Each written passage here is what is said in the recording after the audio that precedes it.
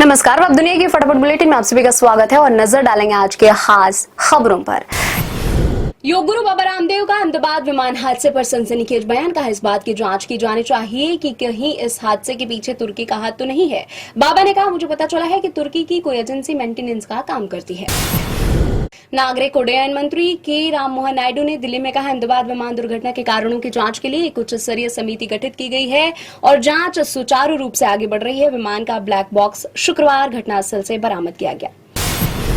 प्रधानमंत्री नरेंद्र मोदी 15 जून से 3 देशों की यात्रा पर जाएंगे। विदेश मंत्रालय ने कहा, पीएम कनाडा में G7 शिखर सम्मेलन में भाग लेंगे और इसके बाद साइप्रस तथा क्रोएशिया भी जाएंगे। मोदी सबसे पहले राष्ट्रपति निकोस क्रिस्टोडालिडेस के निमंत्रण पर 15-16 जून को साइप्रस जाएंगे। नीट यूजी के परीक्षा परिणाम घोषित हुए। राजस्थान के महेश कुमार ने पहला और मध्य प्रदेश के उत्कर्ष अवधिया ने दूसरा स्थान हासिल किया। कुल 22.09 लाख परीक्षार्थियों में से 12.36 लाख से अधिक अभ्यर्थी उत्तीर्ण हुए हैं। इस बार नीट यूजी में किसी भी कैंडिडेट ने 690 से ज्यादा मार्क्स हासिल नहीं किए। NEET UG 2025 topper Mahesh Kumar ने 720 में से 686 अंक हासिल किए। 2024 में 350 से ज्यादा अभ्यर्थियों ने 700 से ज्यादा अंक हासिल किए थे। भारतीय अंतरिक्ष यात्री शुभांशु शुक्ला और 3 अन्य यात्रियों को अंतर्राष्ट्रीय अंतरिक्ष स्टेशन ले जाने के लिए एक्सियोम 4 वाणिज्यिक मिशन को अब 19 जून को प्रक्षेपित करने का लक्ष्य रखा गया है। मिशन को 11 जून को फ्लोरिडा स्थित नासा के कैनेडी अंतरिक्ष केंद्र से प्रक्षेपित किया जाना था। इस्राएली सेना ने जम्मू कश्मीर को पाकिस्तान के हिस्से के रूप में दर्शाने वाला गलत नक्शा पोस्ट करने के लिए भारत से माफी मांगी। कहा, वह सीमाओं को सटीक रूप से चित्रित करने में विफल रही। इस्राएली सेना की ओर से मानचित्र पोस्ट किए जाने के बाद भारतीय सोशल मीडिया यूजर्स ने आपत्ति जताई थी। अहमदाबाद सिविल अस्पताल चिकित्सकों ने शनिवार को कहा, एयर इंडिया विमान दुर्घटना के बाद अब तक कुल 270 शव अस्पताल लाए गए हैं। एयर इंडिया और air India express flight number 171 का इस्तेमाल कभी नहीं करेगी। 17 जून से अहमदाबाद लंदन गैटविक की फ्लाइट नंबर AI 171 की बजाय AI 159 होगी। अहमदाबाद में जिस विमान का हादसा हुआ था उसका नंबर AI 171 था।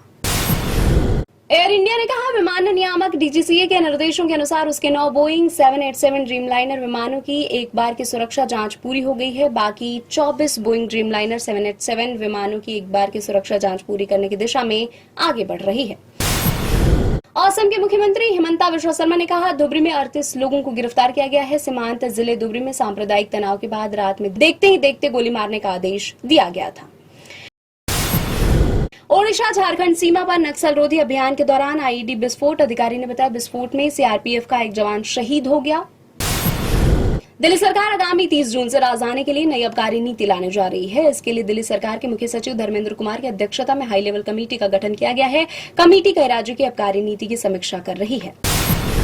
मणिपुर में सुरक्षा बलों ने इम्फाल घाटी के 5 जिलों में 300 से अधिक राइफल समेत बड़ी मात्रा में हथियार और गोला बारूद बरामद किया। एक अधिकारी ने बताया, जब्त की गई वस्तुओं में 151 SLR, 65 इंसास राइफल, 73 अन्य राइफल, 5 कार्बाइन, 2 MP5 बंदूकें, 12 हल्की मशीन गन, AK सीरीज की 6 राइफल, 2 अमोघ राइफल, 1 मोर्टार, 6 पिस्तौल, 1 AR-15 और 2 फ्लेयर बंदूक शामिल हैं।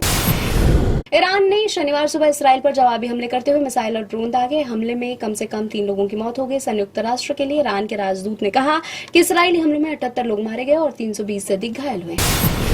इसराइल की ईरान को खुली चेतावनी। ईरान अगर इसराइल पर मिसाइलें दागना जारी रखता है तो तेहरान को जला देंगे। रक्षा मंत्री कैट्ज ने कहा, इसराइली नागरिकों को नुकसान पहुंचाने की भारी कीमत चुकानी होगी। ईरान की ओर से ड्रोन और मिसाइल हमलों के मद्देनजर इसराइल का मुख्य अंतर्राष्ट्रीय हवाई अड्डा अगले आदेश तक बंद रहेगा। इसराइल ने शुक्रवार सुबह ईरान के सैन्य और परमाणु ठिकानों पर हमले किए थे। जवाब में ईरान की ओर से मिसाइल और ड्रोन हमले किए जाने के बाद इसराइल ने यह फैसला लिया था। ईरान ने चेतावनी दी है कि अगर अमेरिका, ब्रिटेन और फ्रांस ने इसराइल पर उसके हमले रोकने की कोशिश की तो उनके सैन्य बेस और जहाजों को मिसाइल से निशाना बनाया जाएगा। इस बीच ब्रिटेन ने इसराइल के हमले में किसी भी सैन्य मदद से इनकार किया है। करिश्मा कपूर के एक्स हस्बैंड संजय कपूर का दिल्ली में होगा अंतिम संस्कार। लंदन में पोलो मैच के दौरान हार्ट अटैक की वजह से बीते दिन हो गया था निधन। संजय की अमेरिकी नागरिकता की वजह से पार्थिव शरीर भारत लाने में हो रही है देरी। हर्षवर्धन राणे की फिल्म के सेट पर हुआ हादसा। फिल्म एक दीवाने की दीवानियत के सेट पर हीलियम गुब्बारे फटने से मची अफरा तफरी। हादसे में किसी को नहीं आई चोटें। हर्षवर्धन ने शेयर किया हादसे का वीडियो। ये थे आज की फटाफट बुलेटिन। ऐसे ही ताजा अपडेट्स के लिए बने रहे हमारे साथ, यानी कि विजिट करें वेब दुनिया पर।